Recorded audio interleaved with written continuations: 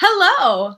It is almost the end of August, which means the month went really fast. And also it means it is time for an AMA. And I'm very excited about this one. If you have been following the saga, the amazing, fantastic, heart-wrenching saga of Veil of the Failed and the Fallen these last couple of weeks, you will know that we have someone very special with us today. We have author and creator Robert Turk. But before we do any of those things, and for those of you watching in the future, hello from the past, hello in the future. I am going to we've got a lot of stuff to talk about. I'm going to play our little video and then we're going to get into it. Here we go.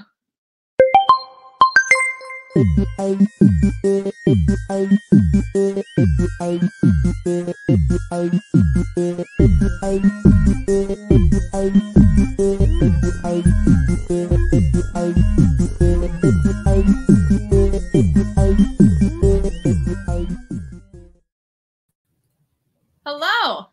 Hey. Hi. Thank you so much for joining us on a Friday evening. Welcome. I don't have anything else to do. I mean, obviously, same. I'm here. Yeah, no, we have. I just want to share, those of you who have like clicked on the Patreon, like, hey, submit your stuff. Have noticed that you guys asked some really nice questions, and I'm very used to like, who would win in a fight, Hulk or Grimace from McDonald's, or like something like that. And you've submitted nice, really good questions, and I threw a couple in too. So just so you know, you're in store for a really good hour here. Okay, so does Grimace, is it just Grimace? Is he on drugs? Does he get milkshakes? Like, he did have a Grimace shake before he jumped in the ring. So whether that helps or hurts, I don't know. I think that probably balances it slightly more, because those things are so full of sugar. And who knows what else? Like, they never released what the ingredients were. So I still, you know, I mean, I think Hulk would just eat him. Like, that's... Yeah. I'm glad we got this out of the way. This is right. a burning question. Yeah, that's... I mean, my vote is for Hulk as well, but I would not put it past Grimace, because we don't know. We don't know what his capabilities are. We've never really seen him at his full power. Right. And it's not like Violence sells hamburgers, so he's probably having to keep that side of him hidden. Like taking orders from a clown his entire life. That's true. He has some burning anger underneath, you know. Yep. Waiting He's got to go play out in the ball pit, and we all know what happens in the ball pit. So it's true. It's true. All right. I feel like this is a terrible segue into our first question, but I'm just gonna ask it anyway, because here we are. So those of us who do know you, and we have followed you, you've done Word Scouts, I think, on this channel. You've done Goblonia on this channel. Goblonia. Yep. Or Weird Scouts. Sorry, not Word Scouts. Scouts. That's okay. You know what? I wrote it. I know how it's pronounced, and I always say it wrong. Oh, like, okay. I don't feel so bad. I have people that make fun of me because I say it wrong, and I know what the word is, and I know how it's pronounced. It's weird. It's where our word weird comes from. And it's a old, I think it's a Norse word. Somebody's going to correct me on that. That means fate. It's where weird comes from. I didn't know that. Yeah. Yeah. Huh. So. Well, since we've both mispronounced it, I don't feel so bad. No, I do it all the time.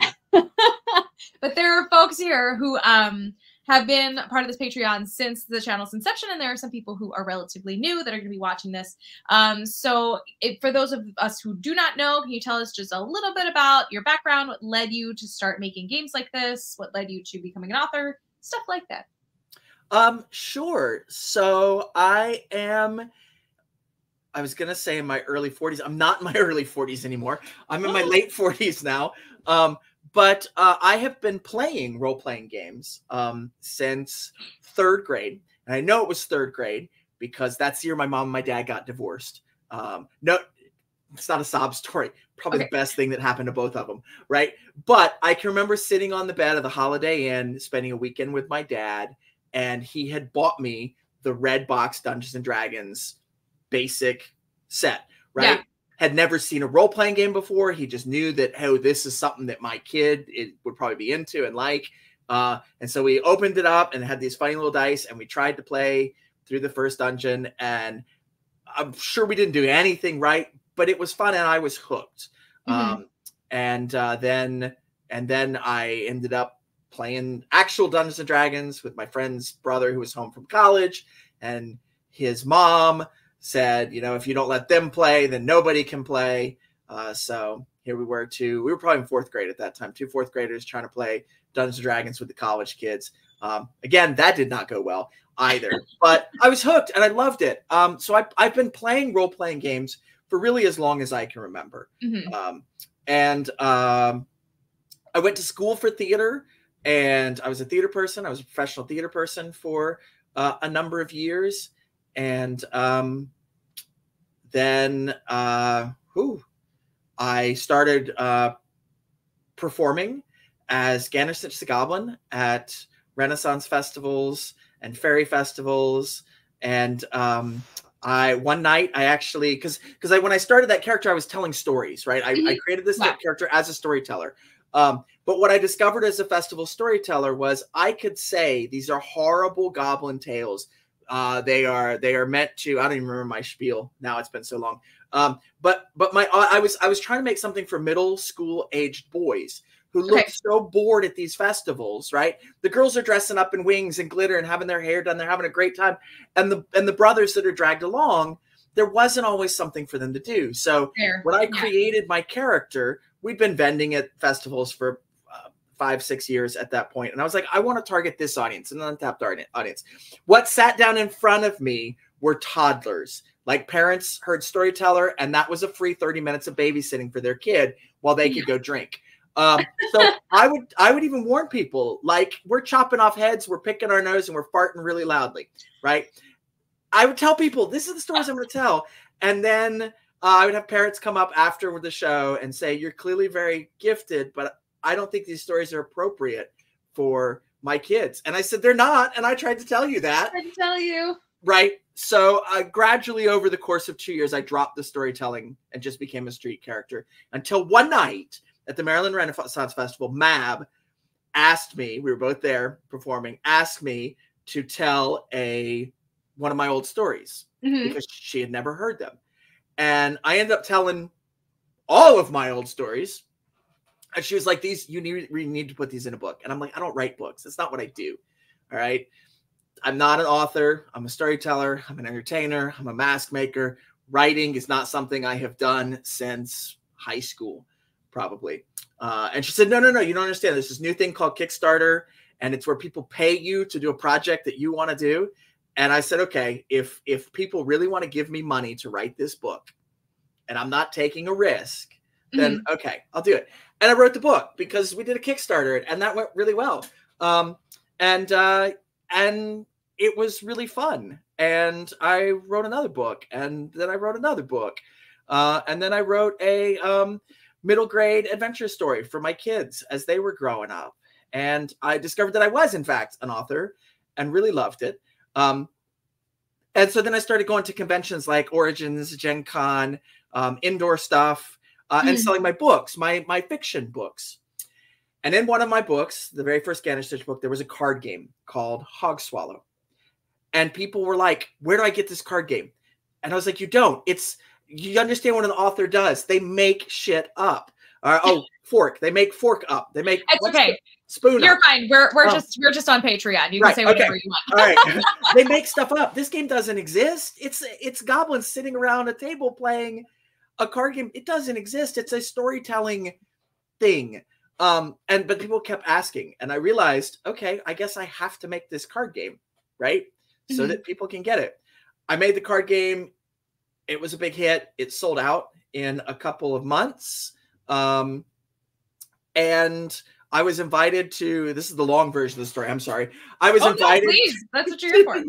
To run some Dungeons and Dragons games as Ganderstitch the Goblin, as my character, at a little Ohio convention called Con on the Cob. And I started thinking about it. I'm like, well, if Ganderstitch was going to run, Ganderstitch doesn't play D&D. He doesn't know how to do this stuff. So I took a step back and I'm like, because if I'm running a Dungeons and Dragons game, it still has to be a performance, right? If I'm in character. Sure. So what would Ganasich think of a role-playing game? Well, he would know you use a lot of dice, as many dice as you can get, right? And so I created my own role-playing game that uses all the dice you own. It was crazy and wild. And people started asking, where do I buy this game? And I'm like, you don't buy this game. We're playing it on Post-it notes and index cards at this table. It's clearly not a thing that you can purchase. Yeah. And then I realized what they were actually saying was, Robert, make this game. We want to buy it. So I did. And then along came a 200-word role-playing game contest. And I was like, oh, well, I can write 200 words. I've got an idea. I had an idea. I wasn't sure if it was going to end up as a novel or if it was going to end up as a game. It was based on a dream. And once I started researching the dream was being trapped inside a haunted house. Okay. With some of my friends. Shoshi was in that dream for some weird reason. She was the only one that survived. Yeah. No, everybody has dreams about Shoshi. She was the only one that survived because she befriended the denizens of the haunted house or something. I don't know. It's one of those weird dreams. But I started researching it and realized that this is a recurring dream and story throughout human history, the endless house. There was even a TV show about it a couple years ago. And so I was like, this would probably make a good role-playing game.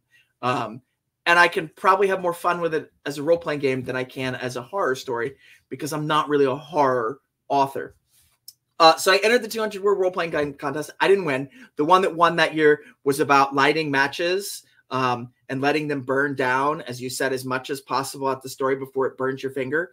So the 200-word role-playing game contest, most of them are really weird.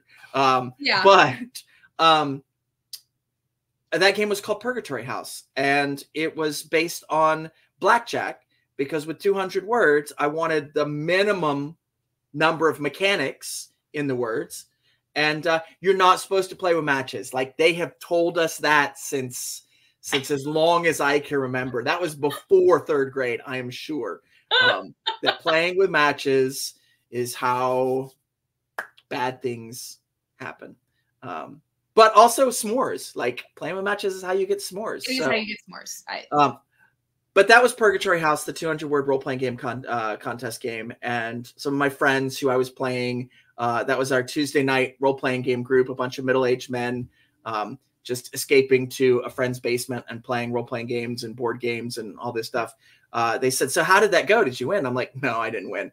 They said, but we still want to play it. I said, okay. We played it. And they're like, oh, there's a game here. And I said, yes, I know, I made it. They're like, no, there's a full game here. You have to finish this. So I did. That was 2016, 2017. Okay. And I just kept making games. I got an idea and I made a game. Sometimes 2 or 3 ideas and the games shuffle back and forth. So that's in the long version. That's how I got here, was Hogswallow to Purgatory House to Gablonia. Gablonia was always, when I realized I was making role-playing games, Gablonia was the game that I wanted to make. And I made other games in front of it because I knew I did not know enough about the industry. I didn't know enough about publishing games. I knew how to self-publish a fiction book, no problem. Sure. But I didn't know about layout and hiring artists and all of those things that I then had to learn. I still have the flyers from that very first Gen Con when I was selling games. That on the front is the game that I was releasing then, the one that had been made on index cards and Post-it notes. And on the back was coming next year, Gablonia. Gablonia came out 5 years later. You got like the D23 speed going there. Yeah. So. No, that's awesome. That is really cool. I appreciate too, you telling the long version of the story. It really is evident that you come from a theater background. Yes. And I get bored of a project really easy and have to move on to the next thing. Yeah, well, and it's a lot of people, everyone is asking, and same folks at home, where's Pax? We love Pax the Goblin. We want Alex to come back and play Pax. For those of you who may not realize this, Alex is currently doing the off-Broadway D&D production right now. So this entire crew is full of theater people, which is why I think that there's such a cool magnetism to what we do. And I just like, one of the things I love about Veil so much was first of all, the cast that we have, I'm not including myself in this. This is me like loving on everyone else. The But cast you we should have is include yourself. well, thank you. But everyone is just so into the role play and good at the characterization. And then we've got a GM that is just so good at just keeping that going. And it's so interesting that you're like, oh, I'm a theater person. I'm like, I could have guessed that. You're just so good at, and that's where this came from, which is great. So I will throw a curveball there. Originally, I was a theater stage manager. I was an absolute asshole. No, bless you. You are the stage managers. For those of you who don't know theater or anything about it, stage managers are the reason shows happen. There is nobody and nothing, no director, producer, actor is going to get that show on the stage. The stage managers do it. So thank you for your contributions. So, yeah, I did not start as an actor. I ended up becoming a street performer. And my wife would remind me regularly when I was working on bits or buying new things for my act. I did not marry an actor. That's what she would tell me. Countless times. I didn't marry an actor. She hated the character of Candace the Goblin. She did. No. She hated him. She hated him. So, oh my gosh, it's okay. We're still together. Like, okay, I was like, you know what? I'm not really Candace the Goblin. Surprise! It's like, a good thing you didn't marry that one. Right, you didn't marry a goblin. So, yeah. All right. So we sort of going back to all of the other games that you have made and this incredible journey from just like stuff on a Post-it note to the kind of things that you put out today. I personally absolutely love Veil of the Fabled and the Fallen. And I have to tell you, Mab is such a big fan of yours. We were trying to figure out who to put into. She was so excited to put this game up on Nat 21. So excited to work with you again. And I was like, oh gosh, I don't know. I might not have the time. We've got Curse of the Feywild coming back. That's going to take up all my Tuesday. And she's like, listen. I'm sure she's like watching this going, listen. The passion that she had for this and how excited she was about it. I'm like, Mab, I'm joining. Let's go. And she was totally right. Because it is such a great game. And Mab, I know you're watching this right now. Thank you for like dragging me into this. Thank you, Mab. Yeah. I wish I had money to hire Mab to just be my like PR person, my whatever they call that. Yeah. Unfortunately I don't. I'm a one-person company. So, and my boss is a real jerk. So. Well spoken. But yeah, no, I was talking about Veil and how much fun we're having. And a lot of people seem to be really looking to it. I think Evelyn Evermore submitted this question. I didn't put anybody's names next to stuff. This is a great question. Did you have an inspiration for this specifically, or did it sort of just come out of the ether? So I'm going to answer another question first, and then I'm going to jump into this. Sure. I actually get inspiration a lot of times from art or music. So I'll see a painting that really moves me. Now it's usually I see a painting on Facebook, or I see something like, I don't go to museums very often and just stare at paintings. Although I got to say, there's something about seeing paintings that you've only seen in print, like in a book or something, live at a museum, just so much better. So if you have a chance to go to an art museum, by all means, go to an art museum. But so a lot of my games are actually inspired by external stimuli. A lot of people are like, where do ideas come from? Well, they come from the outside world and taking in things, experiencing things, and mashing them together into something new. That's what I firmly believe. So the inspiration for the concept of Veil, I call Veil my former gifted kid syndrome game. All right. And there were two memes on Facebook, believe it or not, that at the time when I started thinking about Veil were going around. And one was like, you know, you were a gifted kid and expected all these things, and now you work at 7-Eleven, right? You burned out. And I was like, there's some truth to that, the generation that really felt that. And then there was another meme that came up that said, why is it always these kids that are being sent out to save the world? Why isn't it, I want to read the book about the 6-year-old grandma going in there, no nonsense. That's the person that's going to save the world. Why is it our fiction trope is kids save the world? And I understand why the fiction trope is that, right? You got to give kids hope. You got to make them the hero. They're the ones reading the stories, and they're the ones getting excited about it. But there's some really valid points to that meme of, why would you send kids out to fight the big bad and save the world. And so I started thinking about these things. And just like Purgatory House, I wasn't sure if it was going to be a novel or not. For a while, I thought this will not work as a game. Like, I want to explore this concept, but I probably have to explore this concept in literature. And really, is it a strong enough concept to make a book that people will buy? So I was sort of waffling on it. And I'm like, you know what? I'll throw a game together and see how it plays, right? Because one of my favorite gaming to literature stories is the two guys that wrote the Expanse series of books. Yes. They were writing a role-playing game and realized it was too big to be a role-playing game. Yes, that started. I didn't know that. Yeah, started as a role-playing game. Okay. And they realized that, well, I wasn't in their conversation, right? Oh, yeah, no, but I read the first one of those books and I had no idea that it was, that makes a lot of sense. Yeah. There was so much world building and so much that people would have to know to play the game that they're like, you know what? This works better as a novel, right? And it did. And now it has come full circle and there is a role-playing game based on The Expanse. And it's a great role-playing game, but you get more out of it having read the books, having watched the TV show, than coming into this big, thick tome with all of this information that you have to learn. So I wasn't sure if it was going to go one way or the other. Sure.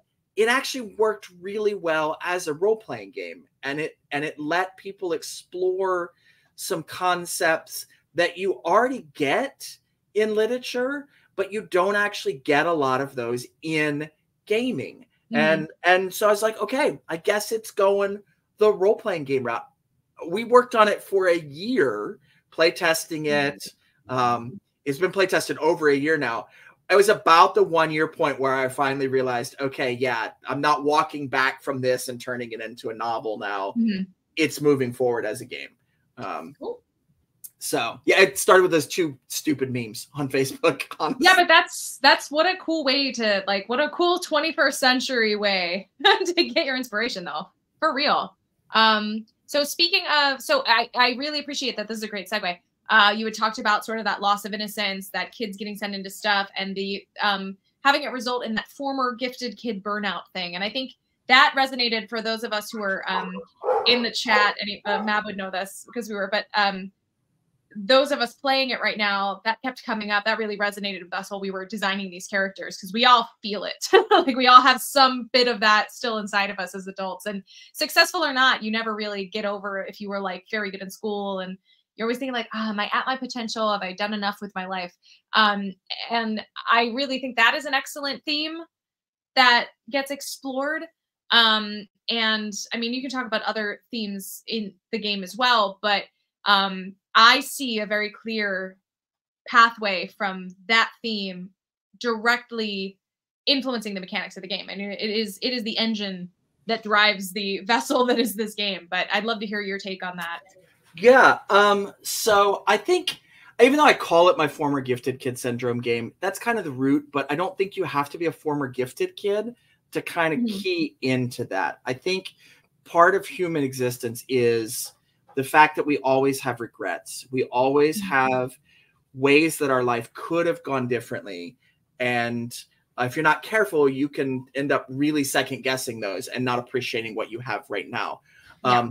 So I think that is, I think the core theme and message through Veil is you don't have to be held down by your past mistakes, right? The characters in Veil, for those of you that haven't seen it, they were brought into a magical realm as children to save it. They were the chosen ones, woohoo, and they failed. They did not save the realm. One of their friends, one of the companions, died in the final battle. They lost completely because they were kids with an overwhelming task set before them that you can't win in that. Hi, Evelyn. That's okay. We're glad you're here, even if you're late. That's all right. So the core theme there is, that's why you're coming back as adults, is you have to now face these past mistakes. You have to grow from them. And you have to find ways to leave the world a better place than you found it. Yeah. Right. Which is why I think that's like what I think human purpose is in a nutshell. Is that's what I tell my kids, right? Is our job is to leave the world a better place than we found it. We don't have to cure cancer, though that would totally leave the world a better place than we found it, right? But you don't have to do huge things to be a good person and to make a difference. Now, how does that work into the mechanics? How does that work into the narrative? The way that works into the narrative, number one, is the around the campfire scenes. Is that you have to go back and revisit those things that happened to you as kids with telling those stories as adults. And some of the around the campfire moves are specifically, what would you do different this time? So, right. Yeah. Moana, when her grandmother's spirit comforters, yes, because we all fail. Right. Yeah. And if you live long enough, you fail a whole bunch. And, but that's okay. Cause that's how you learn.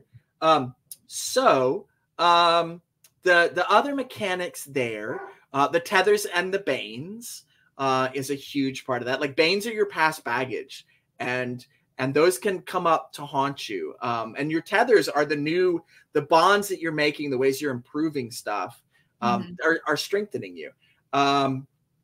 So the other part of the narrative, and this is a little forced, but it's the idea of you're not going to face the big bad of the story until you actually have improved the realm, right? Until you as players, as characters, have done some things to improve your situation. You can't, it's like a video game. You can't get to that part of the game until you have done certain things to make the realm better. So it's not like, I'm just going to use Dungeons and Dragons as an example, right? Like Dungeons and Dragons, you could conceivably, right? You'd probably lose. Leave the town and go straight to fighting a big dragon, right? You don't have to go through all that stuff. Whereas in Vale, you are not going to get to face the end of the story until as characters, you are ready for the end of the story, until you have dealt with some of that. So does that answer the question? 100%. Okay. And actually you're this is great because I'm going to jump ahead a little bit here because there's another question that you've actually sort of started answering as well that came in. And it was, how do you balance creative and technical side? And I think you're really kind of getting into how that is genuinely seamless in the game so far that I've played. So actually, I gave a talk about this to a library last Saturday, an Akron Library Geek Fest, sort of about this. I am an indie game designer. And what that means is I am not beholden to another company to make my games, right? It is on me to make what I want, but it's also on me to make what I want happen. So whereas people that write for Dungeons & Dragons, people that write for other games, and I do write for other games that are not my games. When I take a job writing for another game, I have to do it their way. And I have to write the things they want me to write. And I have to have it signed off like this is approved or not approved, and then I got to go back and fix things. And they've got marketing teams, and they've got like 12-year strategies, and they know how everything's going to nest all together. I should do some of that. I haven't. But I'm an indie game designer, so I make the games I want to make. And the games that I want to make, I start with a story. So every game that I have ever made, it's about the story first. And then I build mechanics that support the storytelling. So for Goblonia, I really wanted you to feel like goblins sitting around a table gambling with your fate, which is why it's a card-based game. Like you play poker. It's not really poker, but it's kind of close in the game because that's the feeling I wanted. And you really do feel like goblins sitting at the table gambling with the Weaver for that. Purgatory House, it's a survival game. Blackjack has this tension built into it. If you ever played blackjack, like, do I push? Do I stay? If I stay, I could fail. But if I push, I could bust, right? So that mechanic came out of the story that I wanted to tell. Vale's a little bit different in that the core mechanics were not written by me. It's a Powered by the Apocalypse game, which is the basic system that I use for this. But it is very much a system that is focused on telling the story first, and the mechanics support that. I realized I didn't need to reinvent the wheel for Veil because there were mechanics that existed that I was allowed to use that were good. Now I've added a lot onto them. The idea of tethers and banes, that's mine. The idea of around the campfire, it's not technically mine, but I'm implementing it my own way. Yeah, I think the creative comes first, but it's not a game if there aren't some mechanics, if there's not a random risk or a strategy or a failure. A lot of younger indie game designers have come out with games that I consider them to be acting class exercises. Absolutely nothing wrong with those games. There's a reason these exercises work for acting class and improv class and things like that. One, because they're fun, but two, because they teach you these things. So it's totally, you can gamify that. But I want to take mine a step further and gamify it more. So no, that's great. These questions are all in almost the right order, because designing for different play styles or group dynamics, I'm sure you have specific approaches, like saying, you know, if you want to have the feel of sitting around a table and drinking a beer in a tavern and playing a card game, that is one way to design. But what's interesting, and I'm going to kind of flavor the question a little bit, specifically to Veil, if you don't mind, the group dynamics of Veil, every single time that you play that particular game, there's going to be an entirely different game. It's almost not even going to look the same, even though it's on the same play system. So, you know, when designing for something that has that many variables, how do you approach even designing something like that in the first place? Sure. There is a core responsibility that I've started actually writing out very clearly in my games. And it is that number one responsibility of everyone at the table or online playing the game is to ensure that everybody has an equal opportunity for fun. And that's kind of like my core guideline now in every book, is it's not, if you're the GM or the DM, it's not your responsibility to simply provide entertainment to the group. As a group, it's not your responsibility to simply consume. As a player, it is not your responsibility to play your character so truthfully that you take the fun away from the game for everybody else, because games should be fun, and they should be fun for everybody playing. So I think with that expectation in mind, different group dynamics will work. They will, if everybody at the table respects everybody else, agrees that you're there to have a good time, right? And that you're going to play a game that is in essence, a shared storytelling experience with some random rules thrown in. Once everybody at the table buys into that, I think it does. Different play styles, different group dynamics don't matter. Like if everybody's there to have a good time. Now, people play games for other reasons. There are games out there that you play to win, right? Poker, you play to win, not necessarily to have a good time, right? There are games, believe it or not, that people play at conventions to pick up dates, right? Different. I don't make those kind of games. That's not what I want out of a game. So specifically for Veil, I have run this 7 times. Okay. 7 or 8 times, different groups of players, and every game has been drastically different dynamics. I played with one group that was very tactical. They thought very tactically about their decisions and how they were going to approach problems, and building off of each character's strengths. And they played it a little bit more. I won't say they played it more like Dungeons and Dragons, but Dungeons and Dragons has that sort of tactical style to a combat. It was a miniature war game to start with. That's why. So they approach things very much from a problem-solving mindset. And at times it was like, well, you solved the problem. Yay, good job. Like, you did an excellent job attacking the problem and did it well. So unfortunately, I don't have anything horrible to throw at you right now. Because right.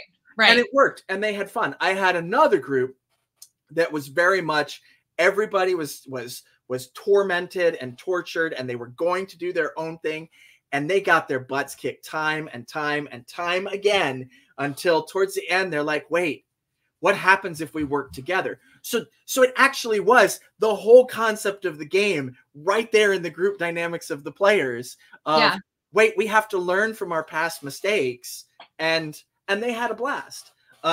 So I don't necessarily, I guess, design for different play styles or different group dynamics. I set the framework so that anyone can have a good time with the game. Specifically with that idea of, and this is something, not to throw out too many personal anecdotes, I'm interviewing you today, but it's so interesting. It resonated with me when you said that, because things like Dungeons and Dragons, right? Like, we're all here, we're all D&D players. That's why we're here on Not 21, or we've done Renaissance fairs where we do all of that interaction back and forth in the lanes, playing characters or interacting with characters. But it's so interesting because when you say, like, I'm a gamer or I'm into gaming, it's very one-dimensional to people who don't know. And even to people who do game, it's so interesting to see. I personally have been attending a LARP for many years, and I've seen this weird trend with it where I don't know that people know what game they're playing. You know what I mean? And I'm not saying like we can't have murder hobos every once in a while. It can be fine. But, you know, I see people approaching a LARP like they're playing Warhammer. And I've seen people approach Warhammer like they're at a LARP. And I'm just like, you are going to lose all of your zombies, sir. Like, you So, whichever game that applies to, you're going to lose all your zombies playing. Yeah, exactly. But I really appreciate that you've sort of made that differentiation where, like, you know, especially these kinds of RPGs where it really does rely on a lot of narrative storytelling, it's okay to be that tactical group if that's something that the character informs, and not just because you guys want to win, you want to do it. I see a lot of us playing Vale, and even when we're playing D&D, honestly, on this channel, but when we're playing Vale, I see everyone's eyes going, this is a bad idea, and our characters are like, let's go. Let's do it. You know what I mean? Like, you know, it's character informed, and I think, like, very much like a LARP versus something like Warhammer, you're playing to have this, I don't know, this character-driven gameplay versus just trying to. So I appreciate that, you know, this is, you very much identified, this is the kind of stuff I write for, this is the kind of games I play, and as long as we all respect it. So thank you for being very clear about that, because, you know. Yeah, I will say the first chapter, the first 10 pages of Vale, talk about how to play the game and how it's different from other games you might have played in the past. Because I can imagine, I do imagine, and I have had players come straight from Dungeons and Dragons into playing Vale. And it if they don't have the expectation set well for them, they can get frustrated, because it's not a roll to hit the monster game. It's really not. That said, I do in my playtest group have a friend. His name is Manjot, and he is a math, I'll say genius because he's never going to watch this. He's a math genius. He is very much a tactical power gamer, and I keep him in the group as much as he may frustrate me sometimes not getting how everyone else is playing the game, because it lets me see that side of a player playing my game. And I'm like, if I can Manjot proof this, then everybody's going to have a good time. Or I decide, you know what? I'm not going to fix that. You know, Manjot found a loophole. Great. The solution is too crunchy. It's too mathy, and I don't care. But at least I have that option. At least I've seen it there. So, and he will tell you now, from playing games with me for the past several years, playtesting my games, that he has become a better GM because he likes to GM, because he's moved away from everything is tactical min-maxy to, oh yeah, how does this impact the story? So he's getting something good out of it too. All right, that was my. Yeah, no, that's fantastic. Yeah, I actually only have 2 more questions for you, so we're really all right. This. We're gonna have to move on to who shot first.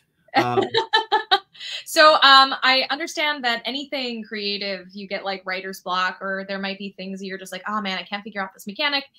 How do you particularly stay motivated during challenging parts of designing? I don't. That's the That's the honest answer. I don't. It's writing is not the hard part of a writer's job. It's really not. Putting words, like, it's sitting down and actually doing it's sitting down and writing is the hard part. It's getting your butt in the chair and starting your fingers on the keys. The rest of it is easy, right? But overcoming that hurdle to, I'm going to do this. All right. I personally think the act of writing sucks. I don't want to do it. But I do it because that's my job. And I do actually love the end result. So staying motivated. One thing that I do that a lot of my other indie game designer friends do not do is I go to playtesting very early in the creation of a game. I get an idea, I get some basic mechanics, and I say, let's throw it in front of the players. With the caveat of this will change every single week, and it often does. And we play the game, and I see how it flows and how it works and what doesn't work. And that very much keeps me motivated. While I have other people in there in the creative collaborative process giving feedback, I am super motivated because I want to make things better and I want to give them new stuff week after week, game after game. Once that is over, which is where I am right now, it's very, very hard to stay motivated because now it's in the slog writing. The game is written. Now I just have to clean it up. I have to make pieces flow. I have to do editing as I'm going along. I have to flesh stuff out. I have to give examples. I don't enjoy doing that. And because I'm not getting that dopamine rush of the constant feedback, it is hard. So and hitting that point during the summer is even more hard because there's no real routine. The kids are not in school. Yeah. My wife is a university professor. She's not at work. So me sitting down at the computer and working can be challenging. So I actually play a lot of video games during the summer because I don't want to be writing. And then I guilt myself into sitting down and working on it. So actually doing the Nat 21 game has gotten me back into. Oh, good. Yeah, it really has. It's gotten me back into working more on the game. Yeah. And I still throw things out to my behind the scenes playtesters group. Yeah, so I've fractured my answer here, but I start playtesting way earlier than any of my peers do. And I playtest for much longer because that's part of my writing process. It also means that when I put a game out, I'm pretty sure it's good and it's done and things work. So I was told in my very first game, Hog Swallow, great. Once you think you've got a game, sit down or play test it for a year. I was like, oh no, that's way too long. Why would I play test a game for a year? That's just wasted time. I know the game works. And people are like, no, send it away. You got to make sure people can play it without you explaining it to them. Yeah. I'm like, no, this is a great game. I know it works. It's very simple. It works. I played it with enough people. I published it. And then I realized one of the 3 variations that I put in the rules actually doesn't work. It's not fun. It fails at the fundamental reason for a game existing. I threw it in there because in my head it worked, but it had never been play tested. Gotcha. So I learned my lesson. The core game works. The core game of Hog Swallow works just fine. It was just, Kickstarter stretch goals and we'll do another variation. We'll do another variation. Yeah. So now I play test my games and I play test them and I play test them. And I'm actually thinking, because I've changed like 3 things in the last week, they're very minor things, but I'm like, you know what? Let's do one more play test. Why not? Let's do another play test before this thing gets sent to the printer. Yeah.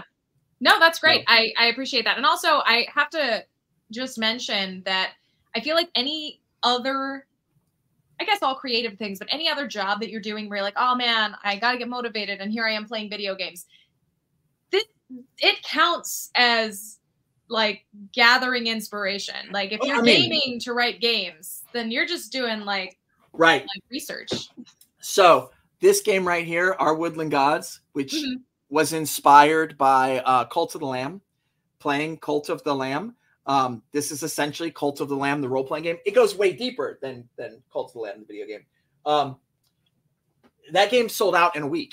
Went to distribution and it sold out. So absolutely, playing video games was work for that. Watching movies is work for me. Yeah. 100%. So never feel bad about it, because obviously I do the same thing when I was and the Mab has a question, but this is actually I don't like Mab's question. Well then I won't pop it up on the screen. No, we can. We can. But when I've been working on Underworld, which is our Patreon Saints game, and hey Evelyn, what happens in the Patreon AMA stays in the AMA. Paolo's not here, so what I'm about to say, don't go telling him just yet. But we've been in talks about actually publishing it, and it's so funny that you say, you're like, oh, I game to be inspired, and I'm like, every time I'm about to like be like, all right, what comes next with what my players have given me, and how does that fit into the overall thing? And I'm just like, let me just watch some like, old movies, like old fantasy movies, and you get something out of it. Your brain, it makes the brain juices flow, and you're like, and then I would never admit that, but here we are. So it's true, it works. It goes back to one of my early answers. Inspiration, ideas, creative ideas come from absorbing the world around you and remixing it with your own voice, your own flavors. So the more you can take in, be that movies, be that comic books, be that video games, be that actually other role-playing games that you play. And you're like, I really liked this story we told tonight, but that's not really what the game is about. Can I make a game that is about that? So I'll answer Map's question. Yeah, Map's got a great question for you there. When will I re-release Hogswallow? Hogswallow,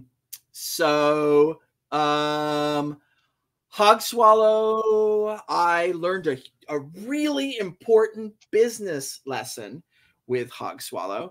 Hogswallow was picked up by another publisher who promised the sky and ended up screwing over a lot of people. Thankfully, I had enough business sense to insist that the contract ended if they had not done anything with it in X number of years. I won't name the publisher, even though this is a private thing. I will say they have been banned from Kickstarter. They have been banned from BackerKit. They have been banned from Facebook. And they did appear on the People's Court and lost. Hogswallow, the rights have reverted back to me. The problem is when I printed Hogswallow the first time, it was in a very specific format for a very specific printing company, and I will not print it again through that. So it is a matter of I have to essentially rebuild the game from the ground up so that I can print it with card printers of today. That is something that I really need to do because I just had some Santa Clauses from a professional Santa Claus convention that played it this past weekend and wanted to know where they could buy it. And the answer, unfortunately, is you can't right now. So I am working on it. In a sense, it will go up when I am done on DriveThruRPG, where you can order it from them. They will print the cards on demand, but their on-demand printing for cards is really high quality, and they will ship it out for you. So I am not going to keep a stock like, well, you can't see my table from here stacked with 40 books that I need to sign after this to drop off tomorrow. But I will not keep a stock of it to sell, but it will be becoming available sometime. It's the best answer I can give on that one. Got it. All right. Well, we have made it to our very last question Woohoo! of the night. But is there anything in particular that you would like to share specifically with our Patreons about anything that you're working on, anything that's coming out, anything that you would like to leave them with before we finish out this fantastic AMA, which thank you so much for being here. This is a pleasure. Oh, thank you. But that was the last question. We already answered the last question. Well, I mean, I just have, we had no silly questions. Nobody actually jumped in and did the usual, but I have one more very silly question. Okay, you have one more silly. Before we do the silly question, so no, I think what I can tell your Patreons is Vale is coming.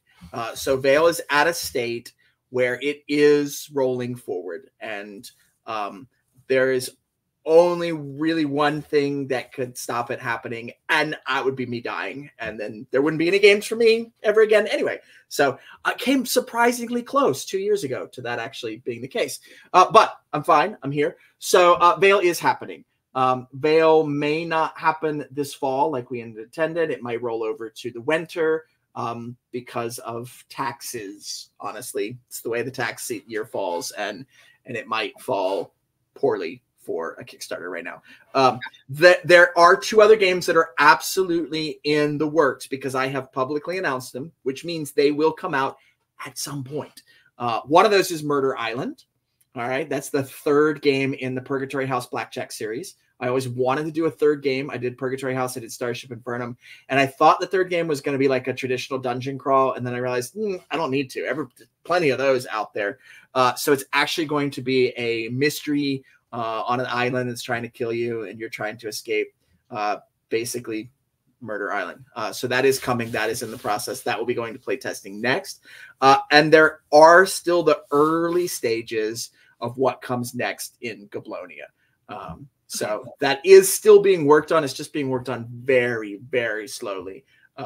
But the original print run of Goblonia is almost sold out.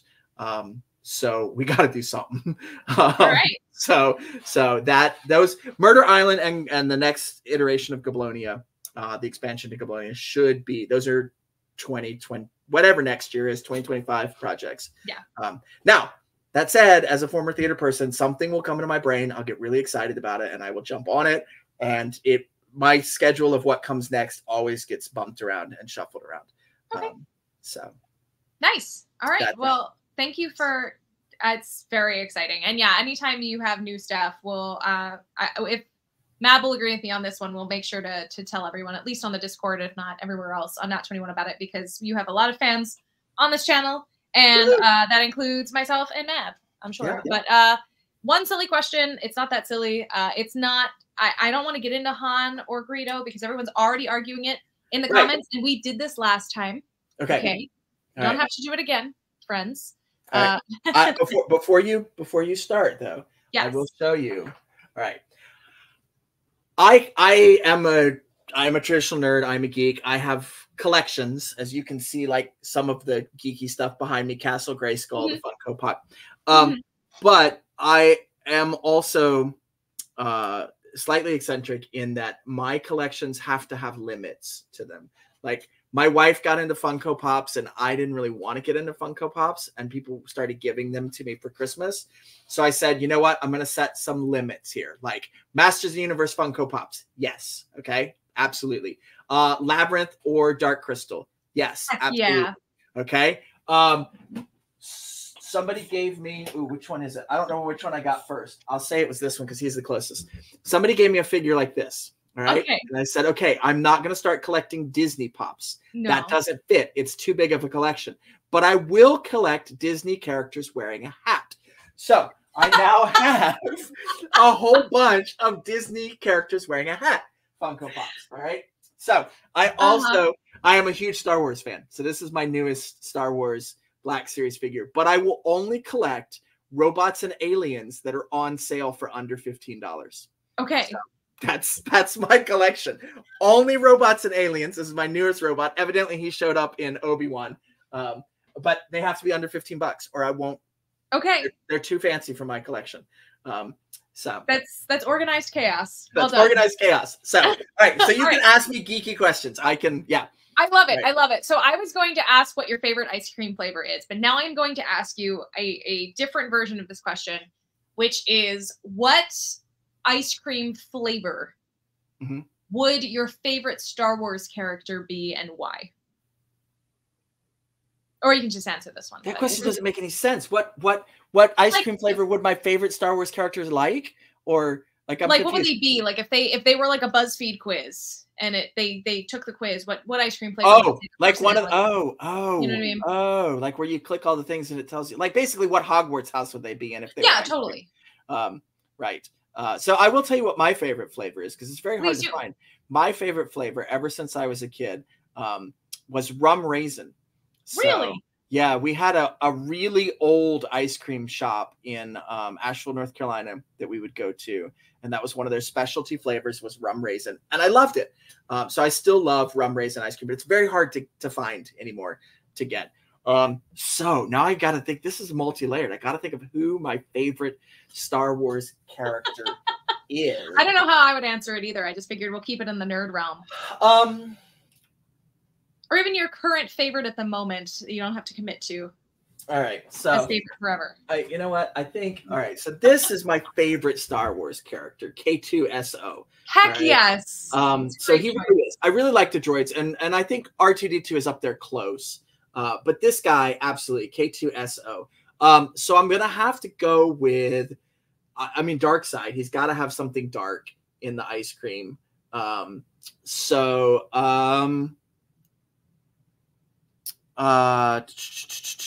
We'll say chocolate fudge brownie. Yes. Yeah. I agree. But he gets off that vibe. Yeah, but there's like he sacrifices himself for everybody else. He's got that sort of outsider streak. So I would put something a little unexpected in there as well. So dark chocolate fudge brownie. Not raisins. You don't put raisins in that. That's just not. That's a bad kind of surprise. Like cherry, like a cherry ribbon or something. Sure, a cherry ribbon. I'm not really great on. I don't like cherry, but I think he probably would. That would fit. Yeah. Okay. Dark chocolate with a little cherry ribbon in there. I like that. That's all right. Yeah. That's a great answer. Thank you for figuring that one out. Also going to answer because I'm going to make everyone angry and then I'm going to sign off before they can all yell at me and I won't be back till Monday. All right. So genuinely my favorite Star Wars character of all time is Lumpy Baka from the Star Wars Holiday Special. Because who doesn't love that face? And if I could have a baby Wookiee in my house, I would put, oh my God, that's fantastic. And I think that Lumpy Baka would be that that like SpongeBob or character popsicle you get from the ice cream van that the eyeballs are all screwed up and it's kind of broken. Yeah. He would be. I think so. Because he's an abomination too. Anyway. Yeah. On that note, friends, thank you all so much for being here this evening. We appreciate you all very much. And thank you for being here and letting us ask you some genuine questions and then possibly the dumbest question you've heard in a very long time. Oh, no. Anything my kids asked today can probably top that. Yeah. Well, then we will see you back again on Tuesday night at 8 p.m. Eastern. And friends, we hope to see you all there as well. For those of you watching over the weekend, I hope you're having a wonderful weekend. And I will see you guys later. Thank you again so much, guys. Thank you. Bye.